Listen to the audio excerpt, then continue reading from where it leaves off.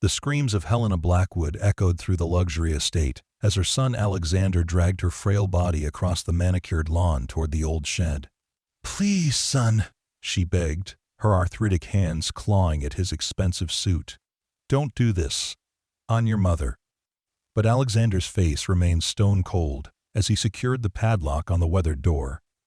From inside the nearby stable, Midnight, Alexander's prized stallion, watched with intelligent eyes, pawing nervously at the ground. The horse knew something. The wealthy guests arriving for tomorrow's festival didn't that beneath Alexander Blackwood's charming smile and generous donations lay a terrible secret, one that would soon be revealed to the entire Bray village. Before we carry on, please hit the subscribe button to make my day, and let me know where you are watching from in the comments. Rose Hill was a village of stark contrasts. While most residents lived in modest homes with fading paint and well-tended vegetable gardens, the Blackwood estate loomed over everything from its perch on the hill, its white columns gleaming in the sunlight. At 45, Alexander Blackwood had transformed his father's modest inheritance into a fortune that made him not just the richest man in Rose Hill, but in 3 surrounding counties. His annual summer festival had become legendary, drawing people from neighboring towns to marvel at his grounds, enjoy lavish food and drink, and leave with generous party favors that Alexander claimed were just AIS. Small tokens of appreciation. The morning of the festival dawned bright and clear, perfect weather for the hundreds of guests who would soon arrive. Alexander stood before the mirror in his master's suite, adjusting his silk tie with practiced precision. At 6'2" with sultan pepper hair and a physique maintained by a personal trainer, he cut an impressive figure. Women found him handsome, men found him intimidating, and everyone found him charming when he wanted to be. "Mr. Blackwood," his house manager James called from the doorway. "The caterers have arrived, and the event staff is setting up the tents on the south lawn as instructed." Alexander nodded without turning. "And my mother?" "Taken care of, sir. Breakfast was delivered to the garden shed as you requested. Mrs. Jenkins reports that Mrs. Blackwood seems unwell this morning." Alexander's jaw tightened. "Did anyone see Mrs. Jenkins enter or exit the shed?" "No, sir. She used the back path through the orchard as instructed." "Good, that will be all." As James departed, Alexander finally turned from the mirror, his reflection perfect but his conscience far from it. 6 months ago, his mother, Helena Blackwood, had begun showing signs of dementia. At first, it was merely misplaced items and forgotten appointments. But then came the inappropriate comments at dinner parties, the wandering at night, and finally, the incontinence that had proven to be Alexander's breaking point. He told everyone she'd gone to live with his sister in Europe. In reality, his sister Caroline had died 3 years earlier from breast cancer, a fact known to few in Rose Hill. The truth was far more shameful. Helena Blackwood now lived in the converted garden shed behind the greenhouse, cared for by Mrs. Jenkins, a nurse sworn to secrecy by an exorbitant salary. Alexander walked to his window, gazing down at the estate that had become the physical manifestation of his success. Workers scurried about like ants, setting up white tents, arranging flowers, and preparing for the arrival of Rose Hill's finest citizens, plus dignitaries from nearby cities and potential business partners. The festival had begun as a simple garden party 14 years ago, but had evolved into Rose Hill's premier social event and Alexander's chance to showcase his wealth and influence. What no one knew was that Alexander had special motivation this year. Among the guests would be representatives from Kensington Investments, a firm looking to build a luxury resort in the area. If Alexander could secure their partnership, his wealth would increase tenfold. He couldn't afford any complications, especially not complications involving an elderly woman with dementia who had begun calling him by his father's name and occasionally removing her clothing in confusion. With one last adjustment to his tie, Alexander headed downstairs to oversee the final preparations. Near the stables, Oliver Bryant tended to Midnight, Alexander's prized black stallion. At 28, Oliver had worked as the Blackwood Estate stable manager for 5 years. With his weathered complexion, strong hands, and quiet demeanor, he blended into the background of the estate's operations exactly, as Alexander preferred his staff. "There you go, boy," Oliver murmured, brushing Midnight's gleaming coat. The horse had been agitated all morning, snorting and pacing his stall. "Festival day's always busy, isn't it? But Mr. Blackwood wants you looking your best for when the guests want to see the famous Midnight." The horse tossed his head, his dark eyes seeming almost knowing. "Oliver," Alexander's voice cut through the peaceful scene as he approached the stable. "Is Midnight ready for viewing? I've got at least 30 guests who specifically asked if they could see him." Oliver nodded. "Yes, sir. Just finishing up his grooming now." Alexander ran a proprietary hand along Midnight's flank. "Make sure he's in the display paddock by noon. The mayor and his wife are early birds, always first to arrive, and his wife fancies herself an equestrian. I want them suitably impressed." "Of course, Mr. Blackwood." Alexander paused, his cold blue eyes surveying the area. From where they stood, the garden shed was just visible behind the greenhouse, an unassuming structure, painted a muted green that helped it blend into the landscape. "You haven't noticed anything unusual near the greenhouse area, have you, Oliver?" Oliver kept his expression neutral. "Unusual, sir? Anyone wandering where they shouldn't be, staff talking, that sort of thing?" "No, sir, nothing like that." Alexander nodded, seemingly satisfied. "Good. Keep it that way, and keep Midnight quiet during the party. I don't want him disturbing my guests with unnecessary whinnying." As Alexander strode away, Oliver frowned slightly, glancing between the horse and the distant shed. For weeks, he'd noticed Mrs. Jenkins taking the back path to that shed, carrying trays of food and bags from the pharmacy. He'd heard sounds too, sometimes crying, sometimes angry shouts, sometimes just the murmuring of a woman's voice. Oliver wasn't stupid. He knew the rumors about Mrs. Blackwood supposedly visiting her daughter in Europe didn't add up, especially since he'd overheard James talking about the daughter's funeral years ago. But Oliver also knew his place. Questions could cost him his job, and jobs were scarce in Rose Hill for someone with only a high school education and specialized skills with horses. Midnight nickered softly, nudging Oliver's shoulder. "I know, boy," Oliver whispered. "Something's not right. But it's not our business, is it?" The horse's eyes, dark and intelligent, seemed to disagree. By 11:30, the first guests began arriving at the Blackwood estate. The mayor and his wife, as Alexander predicted, were first, followed by the owners of Rose Hills Bank, several doctors from the regional hospital, real estate developers, and the town's handful of old money families whose fortunes had been established generations before Alexander Blackwood was born. Alexander greeted each guest personally at the grand entrance, his smile practiced and perfect. "Mayor Douglas, Mrs. Douglas, how wonderful to see you. The gardens are particularly beautiful this year. Margaret, I know how you love the roses. I had my gardener plant a new variety specifically with you in mind." Margaret Douglas flushed with pleasure. At 65, she still maintained the beauty that had made her the town's golden girl in her youth. "Alexander, you're too much." "But I would love to see them." Of course. And Richard," Alexander clapped the mayor on his shoulder, "I've set aside some special Cuban cigars for the gentleman later. Brought in just how. For today." Richard Douglas beamed. "You never disappoint, Alexander." This was the dance Alexander performed best, making each guest feel specially considered, dropping hints about exclusive treats and experiences available only to those in his good graces. By the time guests reached the champagne being served on silver trays by uniformed staff, they were already enveloped in the Alexander Blackwood experience. By noon, the estate grounds teemed with Rose Hill's elite. Women in summer dresses and men in linen suits strolled the manicured paths, exclaiming over the topiary, the flower beds, and the views of the valley below. A string quartet played classical music near the fountain, while caterers circulated with trays of delicacies prepared by a chef brought in from the city. Alexander worked the crowd masterfully, moving from group to group, making introductions, sharing anecdotes, and ensuring that Harold Winters, the representative from Kensington Investments, was always comfortable and engaged in stimulating conversation. "Mr. Winters," Alexander said, guiding the man toward a quieter corner of the terrace, "I hope you're enjoying yourself. I'd love to show you the eastern property line Later, the view of the lake from there is precisely where your resort's main building would have the most spectacular vantage point.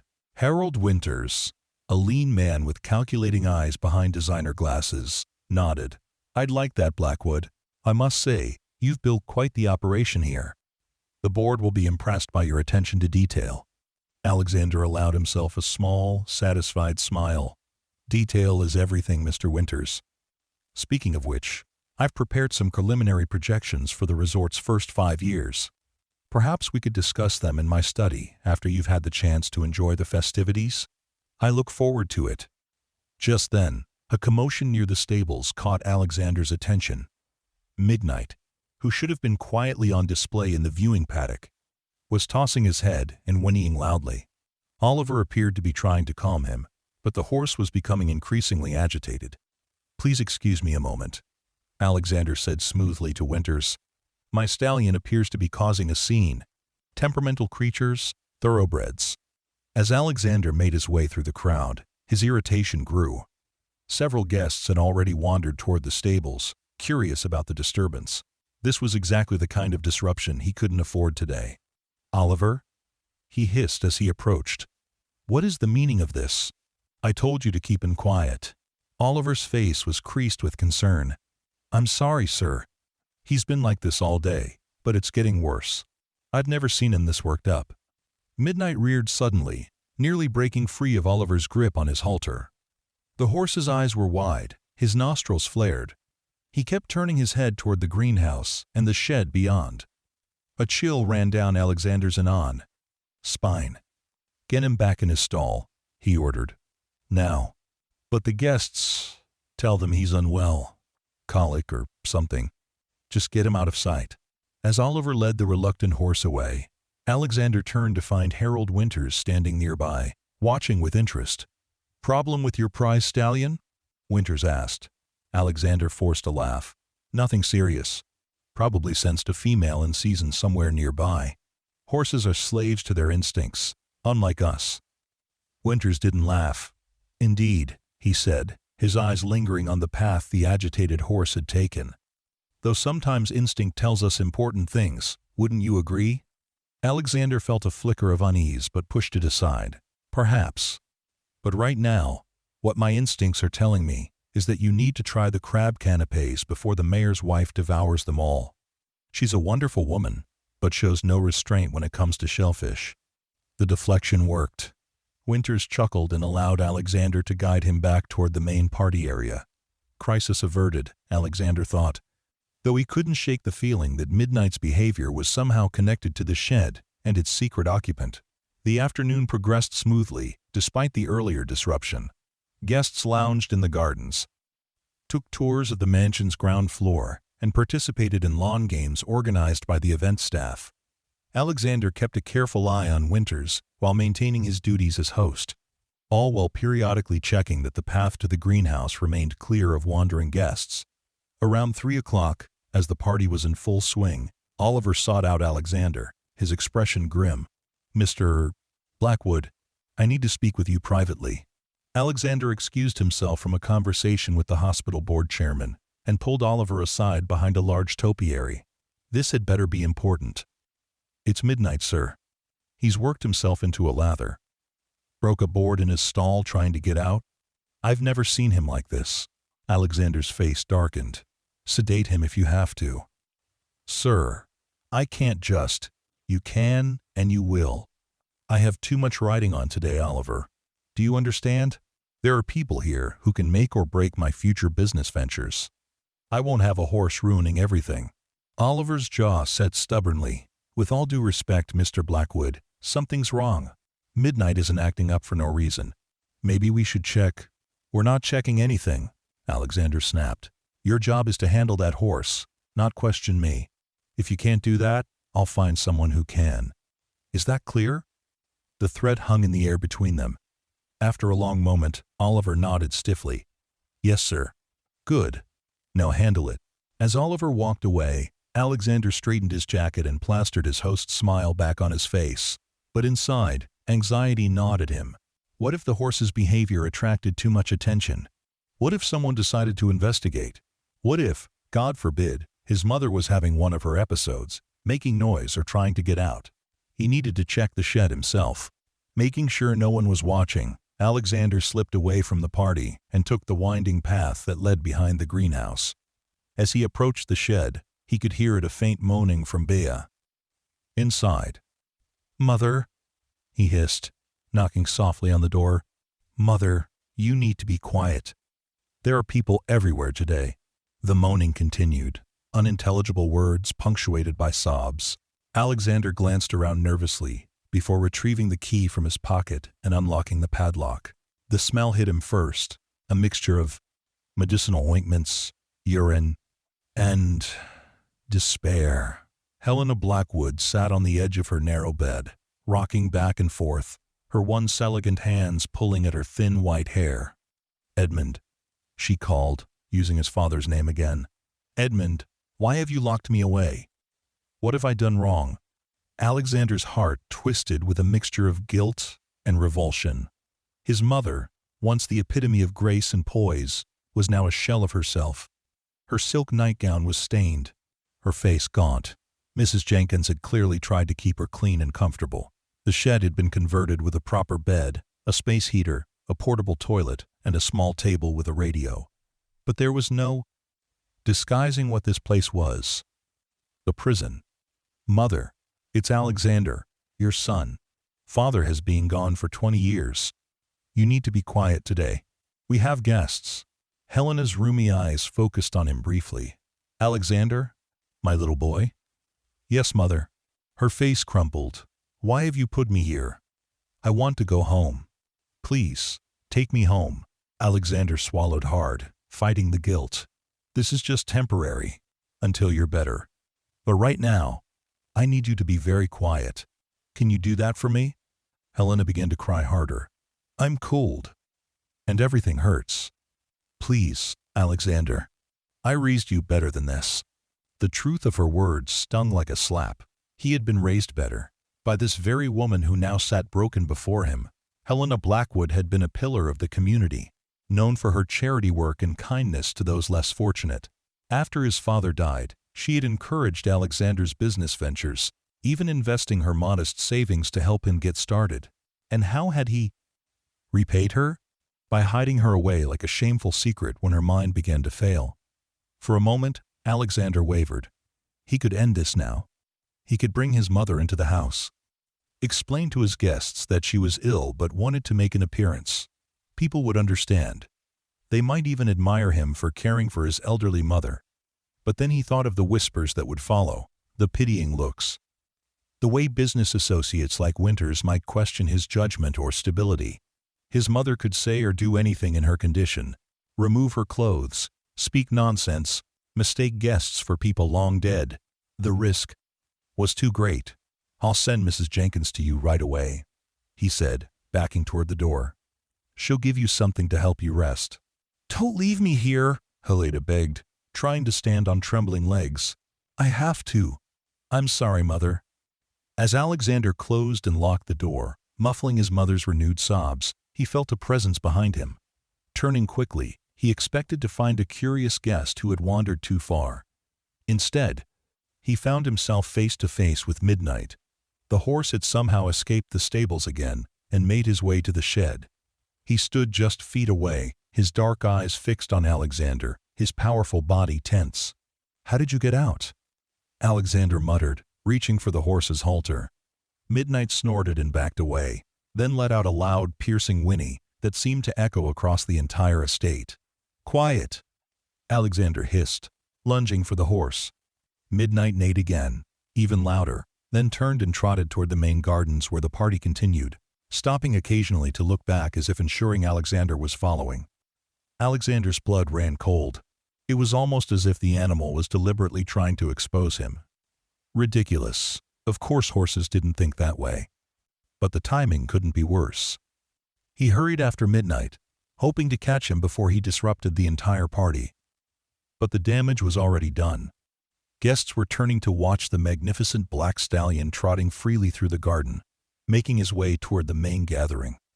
Among them, Harold Winters observed with raised eyebrows. "Your horse seems determined to join the party. Winters remarked as Alexander rushed past.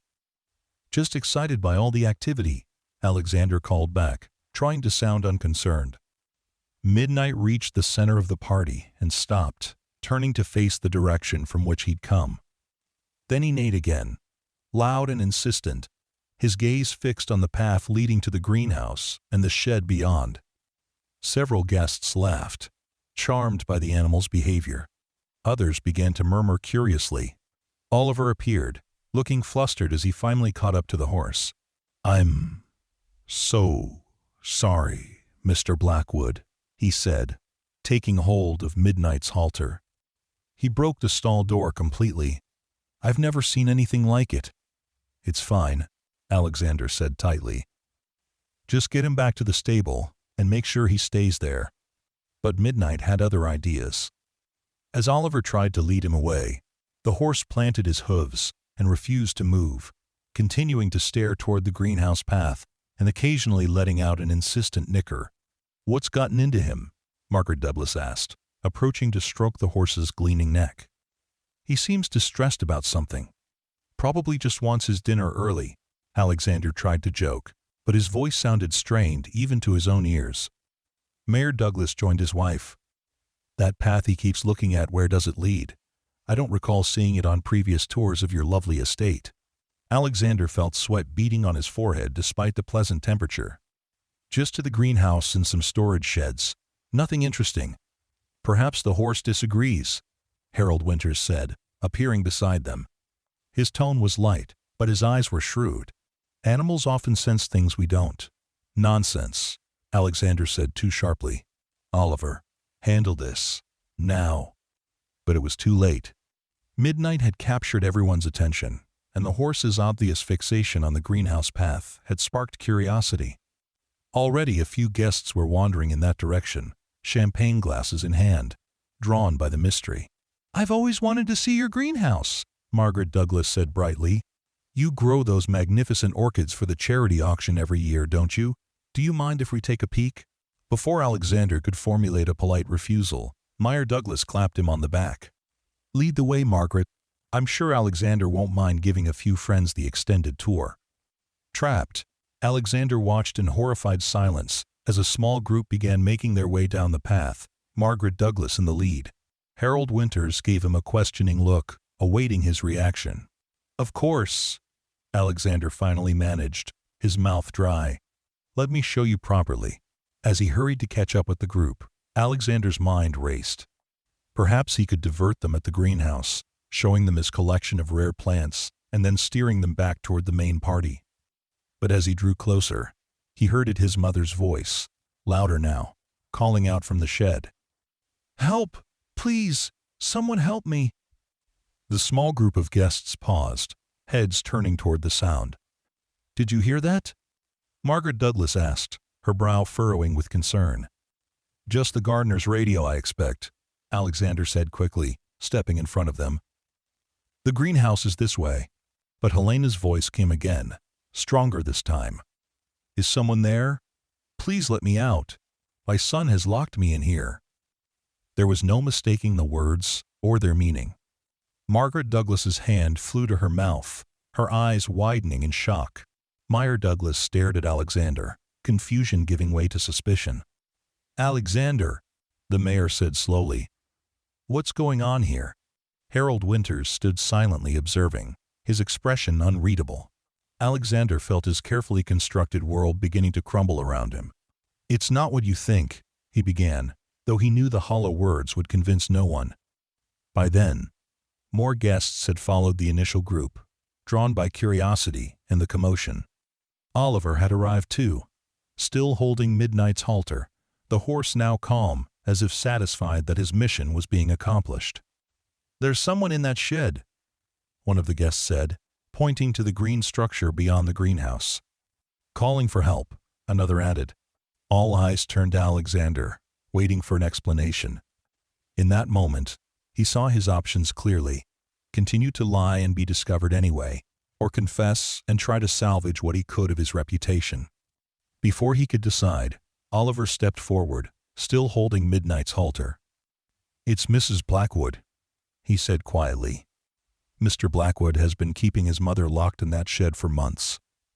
The collective gasp from the assembled guests seemed to hang in the air. Alexander stared at Oliver, feeling betrayed even though he knew the stable manager was only stating the obvious truth that was about to be discovered anyway. That's preposterous, Alexander tried, but his protest sounded weak even to himself. Margaret Douglas pushed past him, her social smile replaced by grim determination. Let's find out, shall we? She marched toward the shed, followed by her husband and several others. Alexander remained frozen in place, watching as his secret was about to be exposed to everyone who mattered in his world. Harold Winters stood beside him, observing silently. Is it true? Winters asked quietly. Alexander couldn't speak, couldn't lie anymore. His silence was answer enough. At the shed, Margaret Douglas rattled the padlocked door. Hello? Is someone in there? Yes, came Helena's voice, stronger now with hope. Please help me, I'm Helena Blackwood. Margaret turned to Alexander, who had finally forced himself to follow the group. The key, Alexander. Now. With trembling fingers, Alexander produced the key from his pocket. As he did so, he noticed Midnight watching him, the horse's dark eyes seeming almost satisfied. Impossible, of course. Horses didn't understand human situations. And yet, Meyer Douglas took the key and opened the padlock. When the door swung open, revealing Helena Blackwood in her deteriorated state, another collective gasp rose from the gathered guests. Margaret immediately rushed to the elderly woman's side, putting an arm around her frail shoulders. "Oh, you poor dear," she murmured, shooting a venomous look at Alexander. Helena looked around in confusion at all the faces. "Is the party today?" she asked, momentarily lucid. "Alexander didn't tell me. I'm not dressed properly." The simple statement, delivered with such dignity despite her circumstances, broke something in Alexander. The shame he'd been evading crashed over him like a wave. "Mother," he began, stepping forward, but Mayor Douglas blocked his path. "I think you've done enough, Blackwood," the mayor said coldly. "Margaret, please take Mrs. Blackwood to our car. We'll get her to the hospital to be checked out." As Margaret gently led Helena away, the elderly woman looked back at her son. "Why did you lock me away, Alexander? Was I such a burden?" Alexander had no answer that wouldn't damn him further. He watched in silence as his mother was led through the parting crowd, her nightgown fluttering in the breeze, her white hair wild around her gaunt face. The contrast between her disheveled appearance and the festival finery of the guests could not have been more stark. "I think," Harold Winters said beside him, "that our business is concluded, Mr. Blackwood. Kensington Investment seeks partners with integrity." One by one, the guests began to drift away, returning to collect their belongings before departing the festival far earlier than planned. Their faces showed mixtures of disgust, disappointment, and in some cases, a certain vindictive satisfaction at seeing the mighty Alexander Blackwood brought low. Left standing before the empty shed, Alexander felt a nudge at his shoulder. Midnight had approached silently, no longer restrained by Oliver, who had gone to help Margaret Douglas with Helena. The horse's large dark eyes seemed to stare straight through Alexander, judging him and finding him wanting. "You did this," Alexander whispered, knowing it was absurd to blame an animal but unable to help himself. "Somehow, you knew, and you made sure everyone else knew too." Midnight tossed his head once, then turned and walked calmly back toward the stables, his mission complete. Alexander Blackwood stood alone, surrounded by the lavish trappings of a festival that had become a stage for his public disgrace, faced with the ruins of the empire he had built on the foundation of a shameful secret. The following morning dawned gray and overcast, a fitting backdrop for the aftermath of the festival disaster. Alexander sat in his study, blinds drawn against the day, a glass of bourbon in his hand despite the early hour. The house was unnaturally quiet. Most of the staff had quit after yesterday's revelations, unwilling to continue working for a man capable of imprisoning his own mother in a garden shed. Only James, the house manager, remained, his loyalty born less from personal devotion than from professional pride, and a reluctance to abandon a sinking ship without proper notice. "Sir," James said from the doorway, "Detective Collins is here to see you." Alexander didn't look up. Show him in. Detective Robert Collins of the Rose Hill Police Department was a burly man with a methodical mind and a strong sense of justice. He entered the study with the confident stride of someone unintimidated by wealth or status. "Mr. Blackwood," he said, remaining standing even when Alexander gestured toward a chair. "I'm here about the allegations regarding your mother's treatment." "She's at the hospital?" Alexander asked, finally looking up. "Yes. Dr. Phillips says she's suffering from malnourishment, bed sores, and the early stages of pneumonia, in addition to her dementia." Collins's voice was dispassionate, but his eyes held clear disapproval. "She keeps asking when she can go home. She seems to think she still lives here." Alexander winced. "What happens now?" "That depends. Mrs. Douglas has filed a formal complaint of elder abuse against you. I need to ask you some questions, and I strongly suggest you consider legal representation." For the next hour, Alexander answered Collins's questions, admitting to keeping his mother in the shed, but attempting to justify it by emphasizing the quality of care provided by Mrs. Jenkins and the necessity of keeping Helena's condition private for business reasons. Even to his own ears, the excuses sounded hollow and self-serving. "One more thing," Collins said as he prepared to leave. "The stable manager, Oliver Bryant, has provided a written statement. He claims that your horse, Midnight, had been agitated about Mrs. Blackwood's situation for weeks, and that yesterday, the animal deliberately led guests to discover her. Any comment on that?" Alexander gave a bitter laugh. "Are you charging my horse as an accomplice, detective?" Collins didn't smile. "Mr. Bryant seems to think the horse showed more humanity than you did, Mr. Blackwood. I'm inclined to agree with him." After Collins left, Alexander poured another bourbon and moved to the window, pulling back the blinds to stare out at his estate. From here, he could see the stables where Midnight was presumably going about his day as normal, unaware of the chaos he had caused in Alexander's life. Or was he? Alexander couldn't shake the feeling that the horse had acted with deliberate purpose yesterday, that somehow the animal had understood exactly what was happening and had chosen to intervene. It was irrational, of course, but no more irrational than Alexander's decision to lock his own mother away rather than face the messiness of her decline with dignity and compassion. A soft knock at the door interrupted his thoughts. James entered, his face grave. "Sir, I've just had calls from the bank and from your office. The bank has requested an urgent meeting regarding your business loans. And your executive assistant says the board of Blackwood Enterprises is convening an emergency session this afternoon. They're asking for your immediate resignation." Alexander nodded numbly. He had expected this. News traveled fast in Rose Hill, and by now, everyone would know what he had done.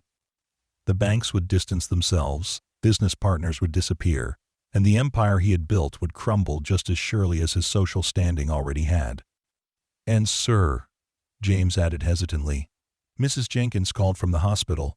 She's with your mother. She says Mrs. Blackwood is asking for you." That Alexander had not expected. After what he had done, after the way he had treated her, his mother still wanted to see him. The realization sent a shaft of pain through his chest more acute than all the other losses combined. "Tell Mrs. Jenkins I'll be there this afternoon," he said quietly. James nodded and withdrew, leaving Alexander alone with his thoughts. Outside, rain began to fall, pattering against the windows of the mansion that suddenly felt less like an achievement and more like a mausoleum for the man Alexander Blackwood had become.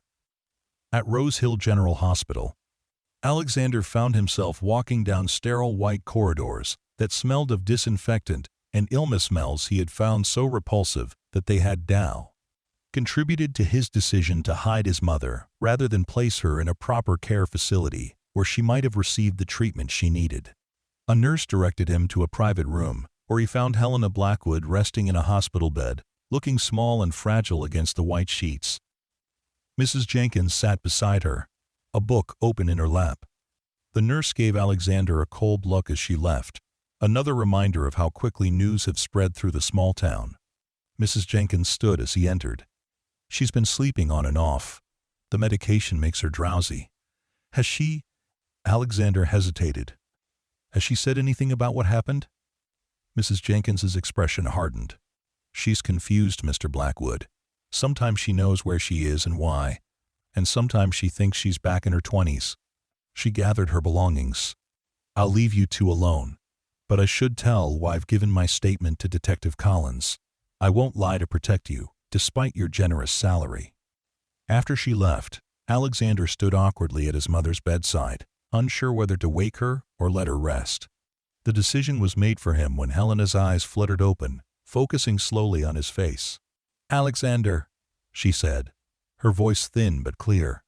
"You came." "Yes, Mother." He tentatively took the seat Mrs. Jenkins had vacated. "How are you feeling?" "Tired. Confused." She reached for his hand with pale, blue-veined fingers. "Why did you put me in that little house, Alexander? Was I so terrible to you?" The direct question, asked without anger, but with genuine bewilderment, pierced Alexander's heart. "No, Mother. You were never terrible to me. I was the terrible one." Helena studied his face, momentary clarity sharpening her gaze. "You were ashamed of me." It wasn't a question, but Alexander answered anyway. "Yes. I was ashamed of what was happening to you, of what people would think if they knew. I was wrong, Mother. So terribly wrong." To his surprise, Helena lightly squeezed his hand. "We all make mistakes, my boy. I made plenty raising you alone after your father died. I was too strict sometimes, too lenient others." Her gaze drifted, a sign that her lucidity was beginning to wane. "Your horse knew." Alexander stiffened. "What?" "Your beautiful black horse. He would come to my window sometimes, looking in at me. I would talk to him when I was lonely. He understood." Something cold slithered down Alexander's spine. "Midnight came to see you?" Helena nodded, her eyes beginning to droop again as the medication pulled her back toward sleep. "He would nod his big head when I spoke to him, like he understood every word. Animals know things, Alexander. They see into our hearts better than people do." Her voice grew fainter. "Midnight knew I was sad. He tried to help me." As Helena drifted back to sleep, Alexander sat motionless in the chair beside her bed, her words echoing in his mind. Midnight had known, had visited her, had somehow understood her predicament, and ultimately exposed Alexander's secret to the entire town. It sounded like the feverish imagination of a woman with dementia, yet Alexander couldn't dismiss it. He had seen the determination in Midnight's behavior yesterday, the way the horse had deliberately drawn attention to the shed. Could an animal really possess such understanding, such judgment? The thought was unsettling, to say the least. Alexander stayed at his mother's bedside for another hour, watching her sleep and confronting the magnitude of his failure as a son. When a nurse came to check Helena's vitals, her cold demeanor toward Alexander made it clear that it might be best for him to leave. "I'll come back tomorrow," he told the nurse, who merely nodded without meeting his eyes. Outside the hospital, rain continued to fall, soaking Alexander as he walked to his car. He hadn't thought to bring an umbrella, another small detail forgotten in the chaos his life had become. His phone buzzed continuously in his pocket calls from board members, business associates, lawyers, but he ignored them all. Instead of driving home, he found himself heading toward the estate's back entrance, the one that led directly to the stables. He needed to see Midnight. The stable was quiet when he arrived, the afternoon feeding still an hour away. Oliver was nowhere to be seen, for which Alexander was grateful. He wasn't ready to face the man who had helped expose him, even if Oliver had only stated the truth everyone was about to discover anyway. Midnight's stall door had been temporarily repaired, with boards nailed across the broken section. The horse himself stood calmly inside, his elegant head turning toward Alexander as he approached. Those eyes dark, intelligent, knowing seemed to look straight through him. "You knew," Alexander said quietly, feeling ridiculous for speaking to the horse as if he could understand, yet unable to stop himself. "Somehow, you knew she was suffering, and you did something about it. More than I did. I, who should have protected her." Midnight nickered softly, then approached the stall door, extending his velvet nose toward Alexander. Tentatively, Alexander reached out to stroke the horse's face. "I failed her. I failed everyone, including myself. I don't know how to make it right." The horse snorted gently, as if in acknowledgement. Alexander found himself continuing to speak, pouring out his shame and regret to this silent, judgmental witness. It was easier, somehow, than facing the human judgment, waiting for him everywhere else. I thought I was protecting my reputation, my business. But what's left of either now? Everyone knows what I did. Everyone knows what kind of man I really am. For several minutes, Alexander stood there, hand resting on Midnight's nose, the only sound the gentle patter of rain on the stable roof, and the occasional soft snort from the horse. There was something cathartic about the moment, a quiet acknowledgement of his wrongdoing with a creature who had been the instrument of his downfall, but who now offered no condemnation, only silent presence. Eventually, Alexander stepped back. "Thank you," he said simply, though for what exactly, he couldn't have articulated. As he left the stable, he noticed Oliver watching from the doorway of the tack room, his expression guarded. "Mr. Blackwood," Oliver acknowledged with a stiff nod. Alexander paused. "You were right, Oliver, about Midnight, about everything. I should have listened to you." Oliver's expression softened slightly. "Midnight's always been special. More aware than most horses. I've seen it before, but never like yesterday. My mother said he would visit her window, talk to her through the glass." Oliver nodded. "That doesn't surprise me. He'd disappear sometimes when I'd let him into the paddock for exercise, always heading in that direction." He hesitated. "How is she? Your mother? Physically fragile? Mentally?" Alexander shrugged helplessly. "Sometimes clear, sometimes confused. The doctors are doing their best." "And what will happen to her now?" The question struck Alexander like a physical blow, because he realized he had no answer. In all his self-recrimination, he had not thought beyond the moment to what would come next for Helena. "I don't know," he admitted. "I can't care for her properly myself, obviously. And after what I did, I doubt I'd be allowed custody even if I tried." He ran a hand through his damp hair. "A care facility, I suppose. The best one I can find."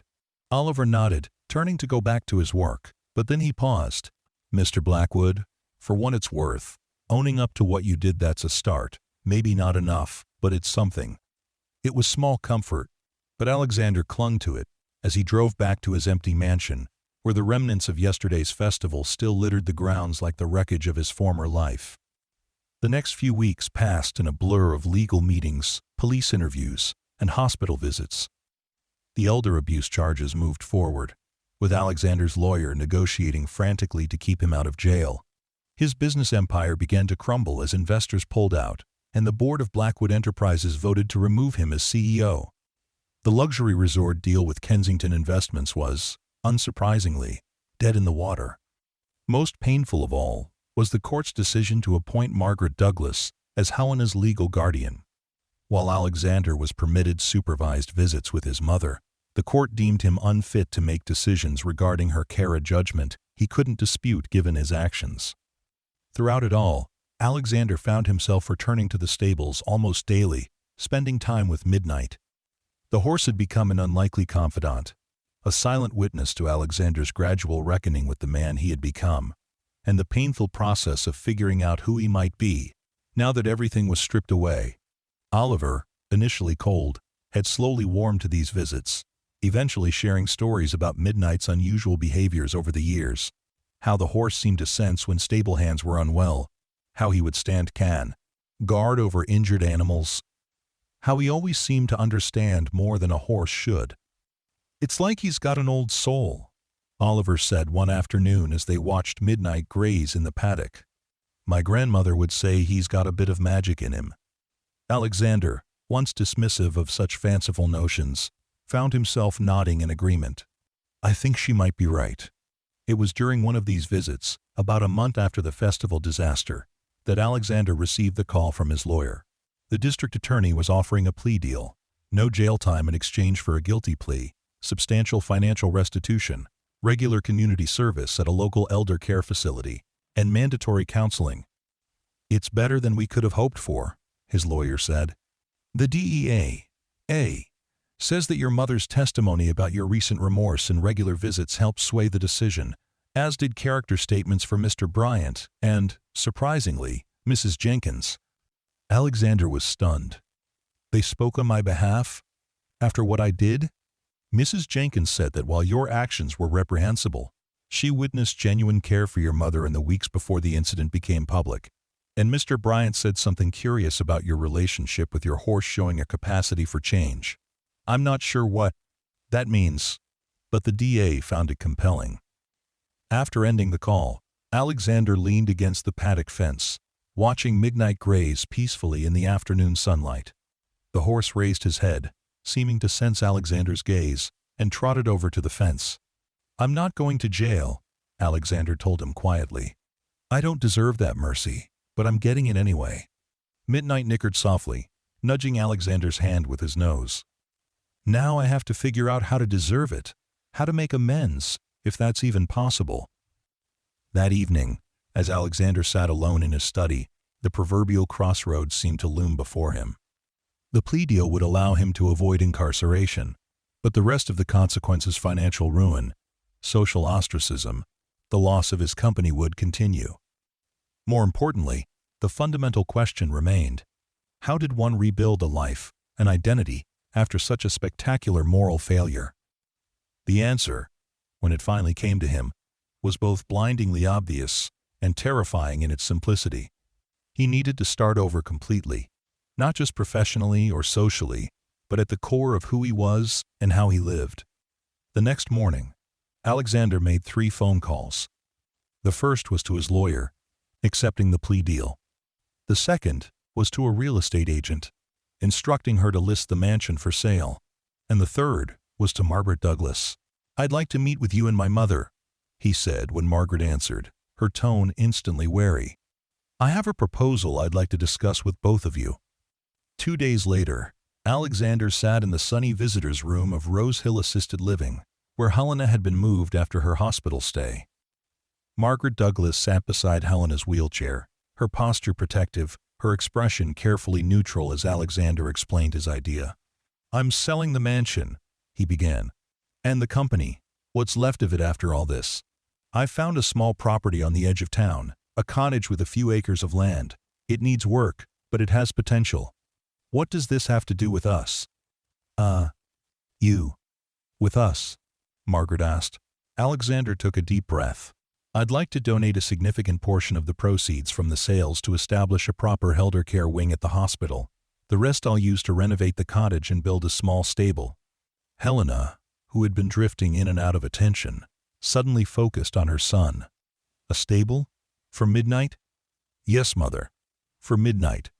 Alexander leaned forward, taking her frail hand in his. And I'd like to request weekly supervised visits with you, at the cottage, if you're well enough to travel, or here if not. Margaret's brow furrowed. You're not suggesting that she live with you? No. Alexander shook his head firmly. I've proven I'm not capable of providing the care she needs, but I would like the chance to be her son again, in whatever capacity the court allows. Helena squeezed his hand weakly. I would like that, Alexander. Margaret studied him for a long moment, searching for signs of the manipulative charm he had once wielded so effectively. Finding none, she nodded slowly. I suppose we can try. Supervised visits only, at first. It was more than Alexander had dared to hope for. Thank you. As he rose to leave, Helena called after him. Alexander, will you bring Midnight when I visit? I miss our talks. Alexander felt his throat tighten with emotion. Yes, Mother. I'm sure he misses you too. The cottage renovation took 3 months. Alexander did much of the work himself, learning skills he had always paid others to execute. The physical labor was therapeutic, the blisters and sore muscles a welcome distraction from the continuing legal proceedings and the whispers that still followed him in town. The stable was simple, but well built, with a comfortable stall for Midnight and space for hay and tack. Oliver helped with the design, offering advice gleaned from years of experience. You're really doing this, Oliver remarked one day as they installed the stall door. Starting over. Alexander nodded, wiping sweat from his brow. Trying to, at least. What will you do for work when the money from the sales runs out? It was a practical question that Alexander had been considering for weeks. I'm not sure yet. Something honest. Something where I earn each dollar through my own labor, not by manipulating others. Oliver nodded approvingly. Midnight will help. Horses have a way of keeping us grounded in what matters. When the cottage and stable were finally ready, Alexander arranged for Midnight's transfer from the estate, which had been sold to a developer with plans to turn it into a boutique hotel. The irony that this was similar to what Kensington Investments had proposed was not lost on Alexander. Midnight seemed to approve of his new home, exploring the small paddock with interest and settling into his stall as if he had always belonged there. Alexander found himself talking to the horse constantly, a habit that might have seemed eccentric to his former self, but now felt as natural as breathing. "It's not much compared to what you're used to," he told Midnight as he brushed the horse's gleaming coat. "But it's honest. No secrets here." The first time Helena visited the cottage, supported by a nurse and Margaret Douglas, she wept at the sight of Midnight standing at the paddock fence, his ears perked forward in recognition. "He remembers me," she said, as Alexander wheeled her closer to the horse. "Of course he does," Alexander replied softly. "He never forgot you, even when I tried to make everyone else do so." Helena reached out a trembling hand to stroke Midnight's velvet nose. "Such a good boy. You saved me, didn't you?" Midnight nickered softly, lowering his head to Helena's level as if in a bow. Margaret Douglas, standing a few feet away, brushed away a tear despite her usual composure. "I've never seen anything like it," she admitted. "It's almost as if he understands every word." Alexander smiled. "I believe he does." As autumn turned to winter, Helena's visits became less frequent due to the cold, but Alexander compensated by visiting her at Rose Hill Assisted Living 3 times a week. Sometimes she recognized him immediately. Other times she called him by his father's name or didn't recognize him at all. On the good days, he would show her photos of Midnight and tell her stories about the horse's antics. "He chased a rabbit all through the garden yesterday," Alexander told her during one visit. "Didn't try to hurt it, just seemed to want to play. Nearly trampled my poor vegetable patch in the process." Helena laughed, a sound that Alexander had once feared he would never hear again. "He's got a mischievous streak, that one. Always has." "You talk as if you've known him forever, Mother." "Sometimes it feels that way," she said dreamily. "As if he's been watching over me for a very long time." The idea should have seemed fanciful, but after everything that had happened, Alexander found it strangely comforting to imagine Midnight as some kind of equine guardian angel, stepping in when Alexander himself had failed so profoundly. In the spring, as wildflowers began to bloom in the meadow behind the cottage, Alexander received an unexpected visitor. Harold Winters, the representative from Kensington Investments who had witnessed Alexander's disgrace at the festival, stood on the cottage doorstep, looking curiously at the modest dwelling. "Mr. Blackwood," Winters said, extending his hand. "I hope I'm not intruding." Alexander shook the offered hand, surprised by the civility. "Not at all. Though I admit I'm curious about what brings you here." Winters smiled slightly. "I've been following your story with interest. The plea deal, the sale of your properties, the donation to the hospital. Not the trajectory I would have predicted that day at the festival." "Life has a way of surprising us," Alexander said, gesturing for Winters to come inside. "Would you like some coffee? It's not the gourmet blend I used to serve, I'm afraid. Regular coffee sounds perfect." As they sat at Alexander's small kitchen table, Winters came to the point of his visit. "I've been authorized by my firm to approach you about a consulting opportunity. Not the resort development that's long gone, but a new project in the next county. We could use someone with local knowledge." Alexander stared at him in disbelief. "You want to hire me?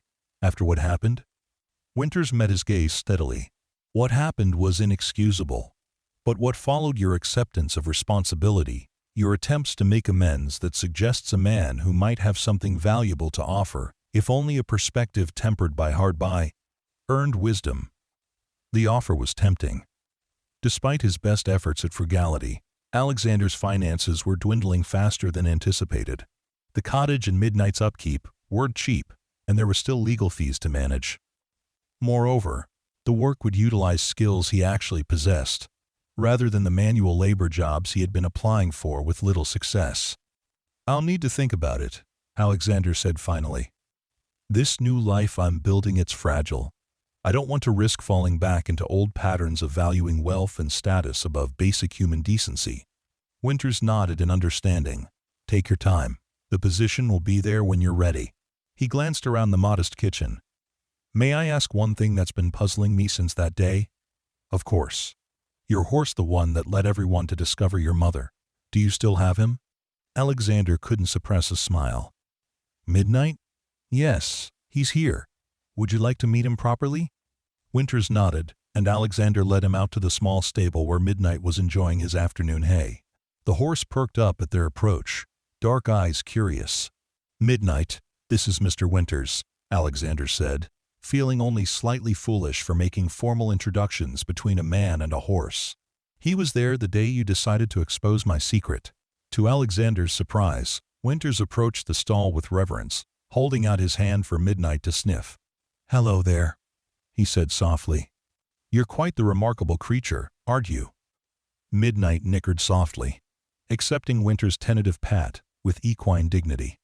I grew up on a farm, Winters explained, seeing Alexander's surprised expression. Had an old mare who seemed to know things she shouldn't. Not like this fellow, though. What he did that day I've never seen anything like it. Neither had I, Alexander admitted. He changed everything. Saved my mother. Maybe saved me too, in a way. As Winters departed, promising to be in touch about the consulting position, Alexander remained in the stable with Midnight. The horse nudged his shoulder gently, as if offering reassurance. What do you think? Alexander asked him. Should I take the job? Try to use what I know for something positive this time? Midnight tossed his head in what Alexander chose to interpret as encouragement. You're right, he said, stroking the horse's gleaming neck. It's an opportunity to do better, and that's all any of us can ask for after we've failed a chance to do better next time. Summer arrived with warm breezes that carried the scent of wildflowers through the open windows of the cottage. Alexander had accepted the consulting position with Kensington Investments, working part-time while continuing his court-mandated community service at the elder care facility. The arrangement allowed him to maintain his simple lifestyle at the cottage while rebuilding his finances on a more modest scale. Helena's condition had stabilized, though her dementia continued its inevitable progression. She had good days and bad days. But even on the bad days, she seemed to recognize Midnight, who had become something of a local celebrity at Rose Hill Assisted Living. Alexander had begun bringing the horse to the facility once a week, with the blessing of the administration who had noticed how the animal's presence seemed to brighten not just Helena's mood, but that of many residents. Midnight would stand patiently in the garden, allowing elderly hands to stroke his nose and mane, listening to stories told by voices that wavered with age, offering silent comfort to those whose memories were as fragile as autumn leaves. He's a natural therapy animal, the facility director commented as they watched Midnight gently nuzzling a resident who rarely spoke but was now whispering secrets into the horse's ear. I've never seen anything like it. Alexander nodded, watching as his mother approached Midnight with her walker, her face lighting up with recognition. He's special. I didn't realize how special until it was almost too late. The director, a kind woman in her 50s who had initially been among Alexander's harshest critics, studied him thoughtfully. People can change, Mr. Blackwood. I see it here every day. Not everyone gets a second chance, but those who do well, it's what they do with it that matters. I'm trying, Alexander said simply. I can see that. We all can. As summer turned to autumn, Alexander found a new rhythm to his life. Mornings were spent working from the cottage on the Kensington project, afternoons devoted to community service, and evenings spent with Midnight or visiting Helena. It was a quieter existence than he had ever imagined for himself, but there was a peace to it that his former life, for all its luxury and status, had never provided. The cottage garden flourished under his novice care, providing vegetables for his table and flowers for Helena's room. Midnight seemed content with his smaller kingdom, especially since he was now regularly taken into town to visit Helena and the other residents at Rose Hill Assisted Living. Rose Hill itself had largely moved on from the scandal, finding new topics for gossip and judgment. Alexander was no longer shunned when he ventured into town. though he was treated with a reserve that he understood and accepted as the natural consequence of his actions. A few, like Margaret Douglas and Oliver, had even begun to treat him with a cautious warmth that suggested forgiveness might eventually be possible. One crisp October evening, almost exactly a year after the festival disaster, Alexander sat on the cottage porch with Oliver, watching midnight graze in the golden light of sunset. They had become something approaching friends, bound by their shared care for the remarkable horse and the extraordinary events that had unfolded. "Do you ever wonder," Alexander asked, "if he knew exactly what he was doing that day? If he somehow understood the entire situation and made a conscious decision to expose me?" Oliver considered the question seriously. "I'm not sure I'd go that far, but I do believe he sensed your mother's distress and knew something was wrong. Animals have instincts we've lost touch with." "Maybe," Alexander agreed. "Or maybe there's more to it than that. Maybe some animals see more clearly than we do, not just the physical world, but the moral one too." They sat in companionable silence for a while, watching as midnight raised his head to scent the evening air, his form silhouetted against the deepening twilight. "Whatever it was," Oliver said finally, "I'm glad he did it. For your mother's sake. And for yours too, though you might not have seen it that way at the time." Alexander nodded. "The strange thing is, I am too.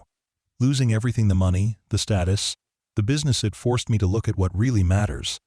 I'm not saying I'm grateful for the pain I caused my mother, or that I deserve forgiveness for what I did. But the person I am now, I think he's closer to the person I was meant to be all along." Midnight, as if sensing he was the topic of conversation, trotted over to the fence, nickering softly in the gathering dusk. "I think he agrees," Oliver said with a small smile. "And if there's one judge whose opinion I've learned to trust, it's that horse right there." Alexander laughed, a sound that came more easily to him these days. "Then I'm in good hands, or hooves, as the case may be." As night fell over the small cottage, with its modest stable and flourishing garden, Alexander Blackwood reflected on the strange journey that had brought him here, from a mansion on the hill to this humble dwelling. From a man who had imprisoned his own mother, to one who now devoted himself to her care and comfort, however imperfectly. It had taken the extraordinary intervention of a horse named Midnight to shatter the prison of wealth and status Alexander had built around himself, to expose his shameful secret to the light of day, and in doing so, to offer him an unexpected redemption. The rich man who had hidden his mother away had lost everything he once valued. But in that loss, guided by the silent wisdom of a horse who somehow knew the truth of what mattered, Alexander Blackwood had found something far more precious. The chance to become a better Mana son, worthy of his mother's love, a member of his community worthy of their cautious acceptance, and a human being worthy of the second chance he had been given. As if reading his thoughts, Midnight nickered softly in the darkness, a gentle reminder that some secrets, once revealed, can lead not just to shame, but to liberation. And some falls, painful as they may be, can become the first step on a better path.